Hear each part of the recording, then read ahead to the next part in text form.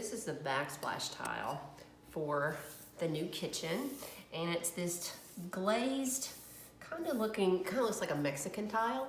So it's kind of imperfect, and each one is a little bit different and a little bit raggedy on the ends, and certainly has a lot of texture on it, which is really cool. And so it looks like, I didn't know how much color variation it is, but it looks like most of them are just 2 colors. So I thought that I would scatter them a little bit, but what's gonna happen if we do it, you know, every other one is a darker and a lighter, and we're gonna get a real strong, you know, like a checkerboard look. And I'm not sure I necessarily want that. So I'm just kind of testing it to take a look at some different scenarios if maybe I kind of make it a little more mismatched, put some darker ones together and some lighter ones together so it doesn't look so planned out.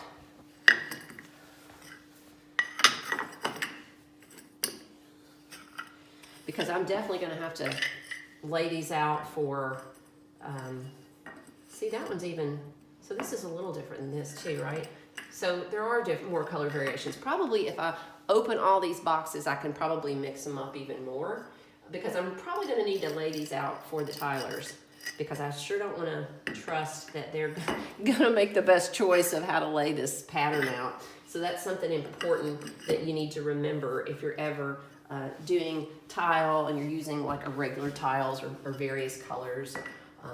I've even done on a floor like a VCT tile, you know, the old school VCT looking, they kind of look like linoleum tiles, the square ones, in multiple colors, and like creating different patterns on the floor, and it can look completely different depending on the pattern that you choose.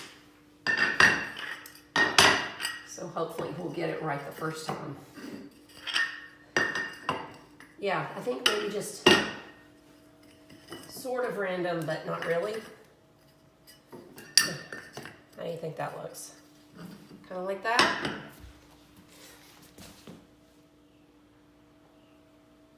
I like it.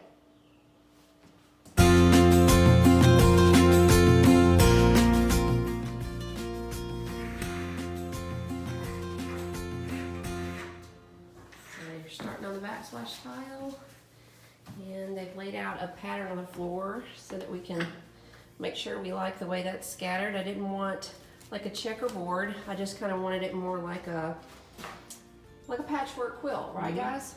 Yeah, I think it's gonna look great. Yeah, like I put a wrong piece here. Yeah, it's okay, right? Yeah, it's not. It doesn't have to be perfect. It's not supposed to be perfect, actually. No, it's not perfect. That's the thing.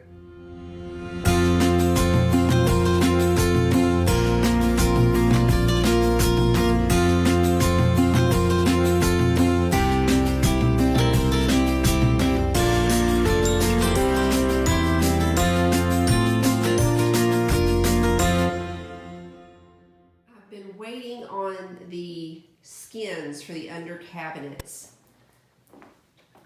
For these upper cabinets, because underneath, you know how you see that yellow base, that's all you see, that color under there. That drives me crazy, and I see it all the time in clients' cabinets, on clients' cabinets, underneath clients' cabinets, especially when I'm taking photos, and you see it when you take a photo. Can't stand that. So I had what they call skins made, and they're really thin. See how thin that is? And basically it's made to be applied right underneath there. I believe you have to cut it to size a little bit, but anyway, my trim carpenters can do that. And that way it covers up that ugly bottom underneath there. And so I'm excited about that. You'll also see it right up in there. See?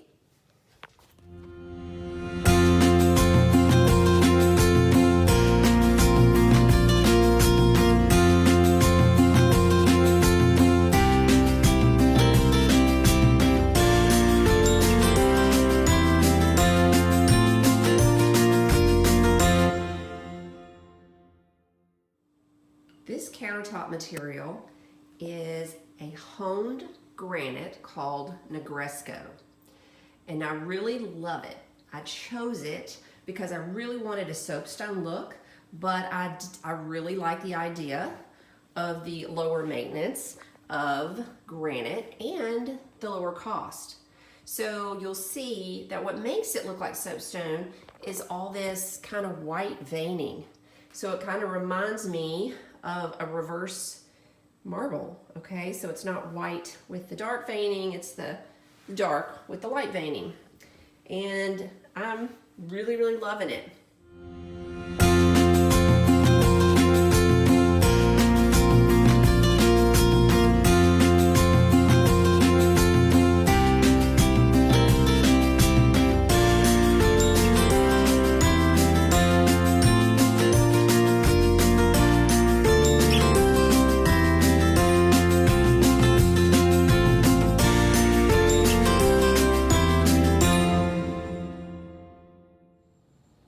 So this is a medicine cabinet that my husband actually gave me when we were dating. So that's been probably 26 years ago. And it was previously, it was an antique medicine cabinet, and presumably in someone's kitchen or maybe even in a doctor's office. And so anyway, it was painted white, and I've painted it different colors over the years. And now that we're in this kitchen, I want it to match this Sherwin-Williams Retreat. That's the color of our cabinet. So I just painted it, just finished that up, didn't take me long.